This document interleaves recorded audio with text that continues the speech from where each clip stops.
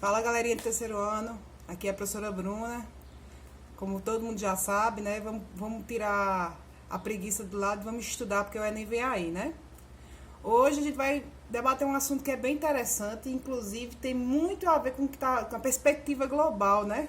Aquela questão de você estudar o contexto das coisas como acontecem no mundo atualmente, que é a globalização.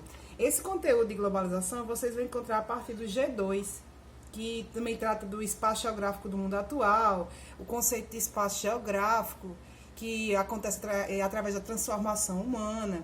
A transformação humana que também a gente pode renomear como a questão de transformação antrópica, tá certo? Então nós vamos também ter no G2 a perspectiva do imperialismo, o espaço geográfico bipolarizado e também o colapso através da globalização, entre questão de capitalismo e socialismo, que também a gente já viu em outras aulas, beleza? Muito álcool em gel, vamos lavar a mão que a gente vai começar a partir de agora, beleza? Vamos lá. Primeiramente, o conceito de globalização, conceito bem simples e que avalia muito essas transformações atuais, principalmente nessa questão da aldeia global. Nós vivemos um mundo onde nós estamos interligados, essa rede, a rede econômica, a rede social, nós estamos num mundo onde, na verdade, nós não temos uma distância equivalente, né? Apesar de ser notícias lá do outro lado do mundo, como aconteceu, por exemplo, até a própria coronavírus, que a gente pode até citar como exemplo o Covid-19, que começou inicialmente lá em Wuhan, na China, que a gente debate muito sobre a China, inclusive, já é um fruto de que a globalização está mais presente na nossa vida do que a gente possa imaginar, né? Aí tem um conceito aí no slide que eu fiz para vocês do que é globalização. Globalização nada mais é que o conjunto de transformações da ordem social, cultural, política e econômica mundial que vem acontecendo nas últimas décadas. Ou seja, com esse contexto nós vamos ter uma transformação na ordem social. No que diz respeito à ordem social, qual a transformação social que nós temos através da globalização? As sociedades, elas vão interagir, elas vão, através de comércio, através do conhecimento de novas pessoas, através do conhecimento cultural, através do conhecimento também político. Afinal de contas, a política global está totalmente interligada, que depois a gente vai ver mais à frente, que é através dos blocos econômicos, tá certo? E vem acontecendo nas últimas décadas com maior frequência, mas não quer dizer que isso começou há pouco tempo, né? À medida que o ser humano ele já saiu de uma localidade para outra, a partir das grandes navegações, isso já é um contexto de globalização, conhecer novas culturas, demonstrar novas culturas, avaliar outros países, isso acontece desde as grandes navegações. Hoje em dia é mais evidente através das transformações, principalmente tecnológicas, isso aí é fato, né? A gente pode observar ao nosso redor. Aí tem uma imagem que reflete muito que a globalização e esse nome aí é a nova ordem mundial, né? A nova ordem mundial que muitos retratam aí, que a gente já até comentou em nossas aulas, que a nova ordem mundial, o povo já chama coisa do capiroto e tudo mais, mas nada mais é do que as transformações decorrentes no mundo depois do que? Da Guerra Fria. Se deu uma nova ordem mundial, se deu uma nova nomenclatura ao que estava acontecendo. Um mundo não mais bipolar e um mundo que unipolar através dos Estados Unidos, com a padronização do dólar como moeda de unidade monetária internacional, mas a nova ordem mundial é justamente essa integração entre o quê? Entre os povos, esse surgimento de novos blocos econômicos a partir dos anos 90, uma transformação econômica e social, e o padrão que se criou também no mundo globalizado, né? O padrão de família, o padrão de consumo e de consumismo, e que a gente está muito preso numa bolha, né? Afinal de contas, a globalização ela é excludente, como eu já falei para vocês. Como assim excludente? Tem gente que está inserido? Tem, mas tem nações que não estão inseridas nessa ordem mundial. Ou seja, tem pessoas até leigas que não sabem nem sequer o que é um bloco econômico, até porque não fazem parte da vida. Quem estão às margens dessa sociedade? Obviamente, as pessoas pobres, as pessoas que estão à margem da linha da pobreza não estão inseridas nessa nova ordem mundial, na globalização. Aí tem aí a origem da nova ordem mundial. A Primeira Guerra Mundial ela deu início ao surgimento de uma grande potência. Obviamente, a gente já estudou anteriormente que os Estados Unidos ele eclodiu como uma grande potência econômica, principalmente na Primeira Guerra Mundial, que se deu de 1914 a 1918. Afinal de contas, ele demonstrou seu poderio bélico, ele demonstrou que poderia vender armas, que poderia criar novas tecnologias. E a tecnologia foi utilizada a favor dos Estados Unidos e principalmente no que diz respeito ao acúmulo monetário que os Estados Unidos deu durante a Primeira Guerra Mundial. Aí tem aí no slide, no final da Primeira Guerra, já se pode observar que os Estados Unidos da América estavam se transformando numa grande potência, graças ao seu crescente poderio econômico-militar. Mas o processo começou no final do século XIX. Nós sabemos, já estudamos também, voltando à questão das revoluções industriais, que os Estados Unidos, apesar de ter tido sua revolução industrial depois da Inglaterra, eclodiu como uma das maiores potências também no que diz respeito à transformação petrolífera, que hoje em dia nós estudamos também como um contexto de grandes guerras atuais, não é verdade? Aí nós vamos ter na imagem da Segunda Guerra, a questão de crematório em Auschwitz, a bomba atômica de Hiroshima e Nagasaki, isso aí é referente à Segunda Guerra Mundial. Esse nome da origem da Nova Guerra Mundial vem através de um chamado reuniãozinha, sabe? Daquela cúpula do trovão, aquela galera bem rica dos países industrializados, das grandes potências, que foi uma reunião chamada de Bretton Woods, que foi um tratado chamado Tratado de Bretton Woods, que aconteceu em 1944, ou seja, um ano antes do fim da Segunda Guerra Mundial. Esse tratado, ele aconteceu em 1944, no dia 1º do dia 22. 730 delegados de 44 países do mundo, então em guerra, reuniram-se em Bretton Woods, que é uma cidade nos Estados Unidos, para definirem uma ordem econômica mundial, ou seja, estabelecer a hegemonia dos grandes, dos poderosos. A reunião se centrou ao redor dos Estados Unidos e da Grã-Bretanha. Claro, as duas potências mais eclodentes, elas são mais as potências que são mais visadas nessa questão do contexto da nova ordem mundial. Esse foi o Tratado de Bretton Woods. Na Segunda Guerra Mundial, que durou de 1939 a 1945, os Estados Unidos atravessavam um período de crescimento econômico acelerado. Mesmo com a crise de 29, os Estados Unidos conseguiu se reerguer através de programas econômicos e sociais, que eu até citei para vocês no grupo do terceiro ano. Inclusive, vocês devem assistir também aquele documentáriozinho que passou no Jornal Nacional, que eu falei para vocês no dia que passou, que como aconteceu esse processo de aceleração econômica, que um verdadeiro milagre econômico depois da crise de 29 nos Estados Unidos. Assim, quando o conflito terminou, sua economia estava dinamizada e esse país assumiu o papel de maior credor do mundo capitalista. Ou seja, depois da Segunda Guerra Mundial, só existia a onipotência dos Estados Unidos, obviamente representada pelo capitalismo. E o outro onipotente que sobrou do mundo da Segunda Guerra Mundial, que foi a União Soviética. A União Soviética também tem um papel importante na reconstrução dos países do leste europeu devastados pela Segunda Guerra Mundial, como todo mundo já sabe, o que deu origem à Guerra Fria, que todo mundo já conhece, que é aquele confronto político, ideológico, econômico e social entre duas superpotências depois da Segunda Guerra Mundial: Estados Unidos, bloco capitalista, União Soviética, o RSS, que é a Associação dos Países, representando o socialismo. Vamos lá. Aí nós vamos ter um contexto aí da queda do Muro de Berlim, que realmente foi o fim da Guerra Fria, um marco, né? Porque depois a Guerra Fria acabou mesmo quando a Rússia, ela admite que a economia está em baixa, a partir do ano de 1985. Quando, por exemplo, o Mikhail Gorbachev, que a gente estudou ano passado, ele simplesmente criou duas reestruturações econômicas, que foi a perestroika e a glasnost, reestruturação da economia e a transparência. Mas, de fato, o mundo deixou de ser bipolar em 1989, quando houve a queda do Muro de Berlim. Ou seja, a URSS se fragmentou, os países que faziam parte do URSS se tornaram independentes e a Rússia passou a ser o mais importante do leste europeu. Isso fazendo depois o quê? Um acordo entre bloco econômico, que hoje em dia é a CEI, a Comunidade dos Estados Independentes. A CEI é um bloco econômico do leste europeu, que reúne alguns países do leste europeu, que a gente vai ver mais à frente, beleza? Vamos lá. Aí a imagem bem conhecida, inclusive nas provas de vocês sobre a Guerra Fria.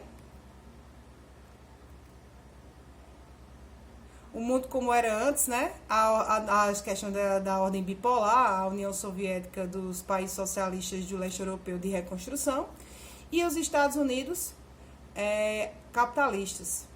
E hoje em dia nós temos uma nova ordem, né, mundial. Os países ricos, os países do norte, do eixo norte do mundo e os países do sul, os países pobres, ou seja, os países subdesenvolvidos do sul. Professora, mas a Austrália está no sul, mas a Austrália é desenvolvido. Claro, a Austrália ela teve um processo de crescimento e de pacto econômico, principalmente com a Inglaterra, que foi seu colonizador. Então, ela difere muito essa questão dos países subdesenvolvidos, ou seja, a Austrália não é um país subdesenvolvido. Também, como tem potências emergentes no sul, é o caso do Brasil, é o caso também do crescimento econômico progressivo do Chile, enfim. Nós vamos ter essa linha que divide atualmente a divisão norte e sul do mundo. A Austrália ela fica como se fosse do norte mesmo. Você pode observar nessa linha aí, ó, que a Austrália ela corresponde a essa divisão norte, mesmo estando no sul. Então, esses países aqui, ó, são chamados países do sul ou países subdesenvolvidos. E o Brasil? O Brasil aí, a China, a Argentina, o México tem essa coloração diferente porque eles se enquadram no grupo dos países emergentes. Inclusive, lembrando, o BRICS não é bloco econômico. O BRICS são associações de países emergentes.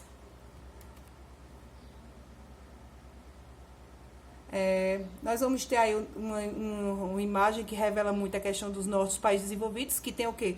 O que é que essa imagem ela reflete? O que é que ela faz a gente desenvolver? Coloca aí a cabeça para pensar quando observa essa imagem. Essa imagem reflete muito que os países desenvolvidos, eles só são desenvolvidos porque eles desenvolveram a questão da tecnologia, da venda de produtos, de mercados consumidores. São antigos países imperialistas que colonizaram grande parte dos países do sul, os países mais pobres.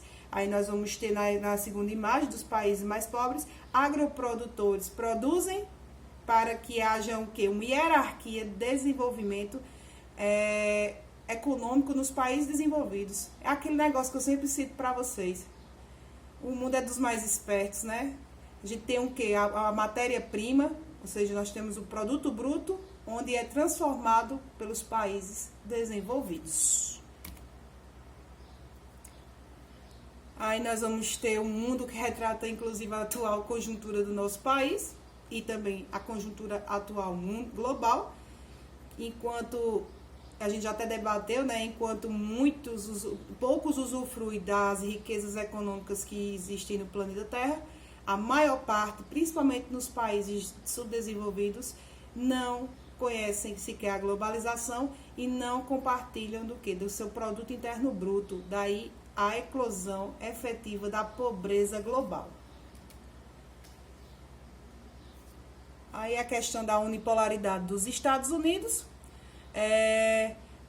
Hoje em dia nós vivemos numa ordem, na verdade, da globalização, que é chamada de ordem multipolar, né?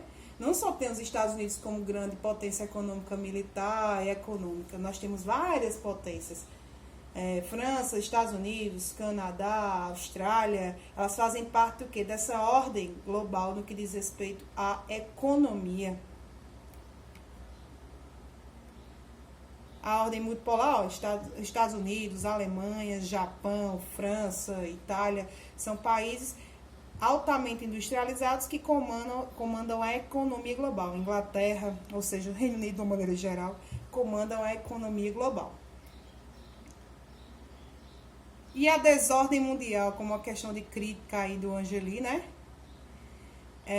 Rico, pobre, miserável. Nós estamos num mundo onde as desigualdades socioeconômicas elas são mais acentuadas e elas se acentuaram ainda mais através dessa nova ordem mundial, através da globalização como um fator de exclusão.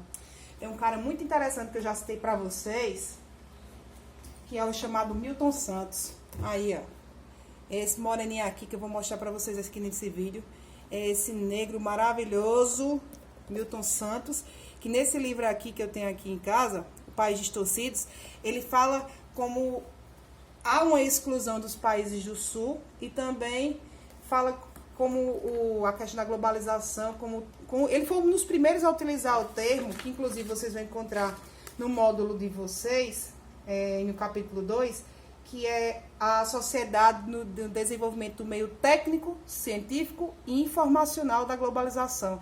E quem tem domínio do meio técnico, científico e informacional, tem domínio do quê? De grande parte da economia global. Há uma concentração de riquezas, principalmente nas mãos dos países desenvolvidos.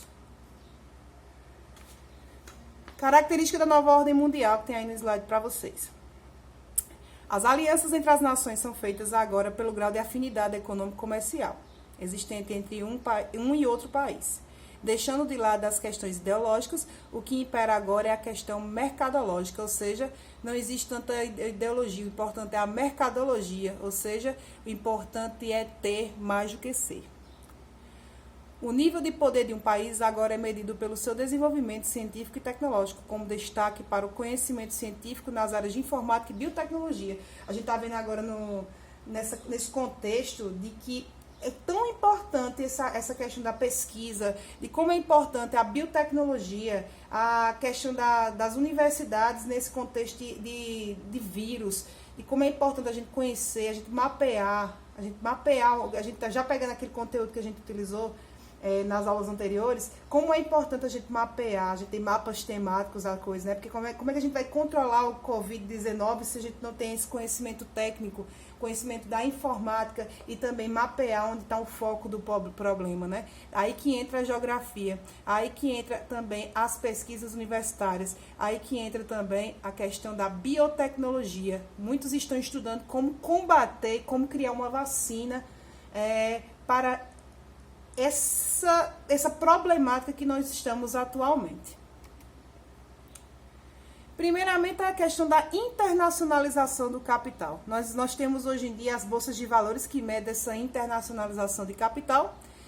E o que é uma bolsa de valores? A gente já debateu em outras aulas, é a questão de você arrecadar investidores para o seu país. Investidores em que ramos? Da biotecnologia, obviamente que é importante, da farmacologia, da informática. Nós estamos numa era informacional, então os investidores eles vão ser sempre atentos a essa questão de onde melhor investir o seu capital financeiro, onde é que seu capital de giro ele vai ser melhor aplicado, tá certo?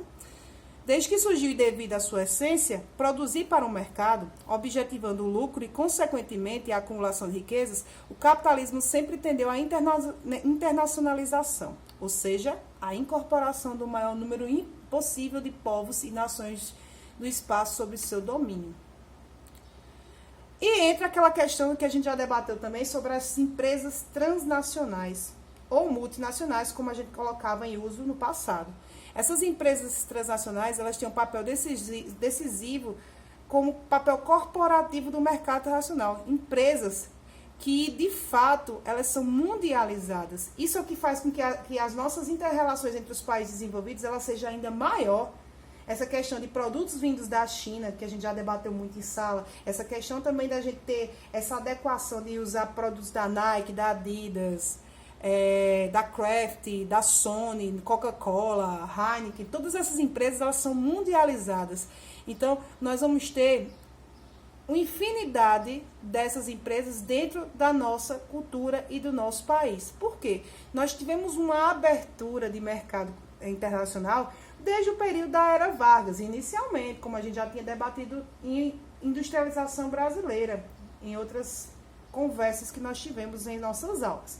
No entanto, o impulsionamento mesmo dessas empresas adentrarem em nosso país, elas aconteceram com maior fervor no Brasil depois dos anos 80 até os anos 90, onde a gente, de fato, a gente foi iludido com essa questão dessas corporações. A facilidade de comprar nem sempre foi uma boa para o consumidor, afinal de contas aconteceu o endividamento e também essa questão do Brasil, nós sabemos que investimentos nessas corporações acarretou em dívidas externas altíssimas, que inclusive nós pagamos os juros até a atualidade.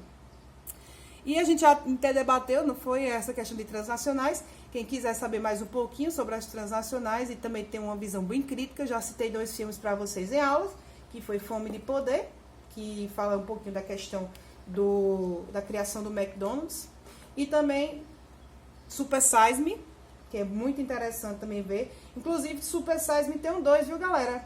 Preste atenção, anota aí, que tem o frango nosso de cada dia. Assistam também o Super Size Me 2, que é uma crítica à questão do nosso frango que consumimos diariamente.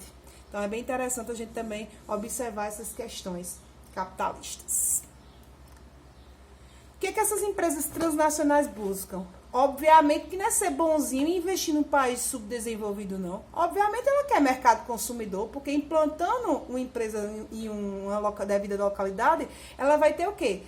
Vou implantar a empresa no Brasil. Primeira coisa que ele vai atingir: incentivo e isenção fiscal. Obviamente, eles querem que o governo, eles querem pagar menos impostos ao governo para poder instalar essas empresas. E outra coisa, a gente tem o quê? Fragilidade na questão da CLT, da consolidação das leis trabalhistas. Então, isso é um dos grandes atrativos para a mundialização dessas empresas, para o inserimento dessas empresas transnacionais na nossa cultura. Matéria-prima. Nossa, como é bom matéria-prima, né? Afinal de contas, é bem escasso, como a gente já debateu, nos Estados Unidos e também na União Europeia, de uma maneira geral. Então, eles vêm buscar nos países subdesenvolvidos a matéria-prima. Infraestrutura para escoamento de circulação de mercadorias. Claro, eles querem uma região portuária onde eles possam exportar para o mundo inteiro seus produtos produzidos por nós, as nossas mãozinhas subdesenvolvidas, mas que custam bem barato e também mal podem consumir o produto que produzem, né? Isso é uma grande verdade. A gente está debatendo nessas aulas que muitas das vezes as pessoas que fabricam carros para empresas transnacionais andam a pé. Aí nós vamos ter aí um exemplo da fronteira dos Estados Unidos com o México, né? Que isso aí a gente já debateu bastante. O McDonald's sempre presente. Aí, e a questão da imigração ilegal. Imigração ilegal que é importante a gente sempre ter uma análise crítica disso aí, porque é o que nós estamos vendo com maior frequência. No momento, as fronteiras estão cada dia mais fechadas por conta dessa pandemia global. No entanto, tem muita gente ainda no mundo que está imigrando, justamente para ter o quê? Uma oportunidade melhor de vida. Isso não acontece só da fronteira dos Estados Unidos com o México, né? Nós estamos tendo uma realidade também com as fronteiras, inclusive brasileiras. Aí nós vamos ter a DIT, que a gente também já debateu, que é a Divisão Internacional do Trabalho. As metrópoles vendiam as colônias. Antes as metrópoles vendiam os produtos que produziam as colônias. Agora nós vamos ter o quê? As filiais se instalam em países desenvolvidos, mão de obra barata, baixos impostos, empregado melhor remunerado.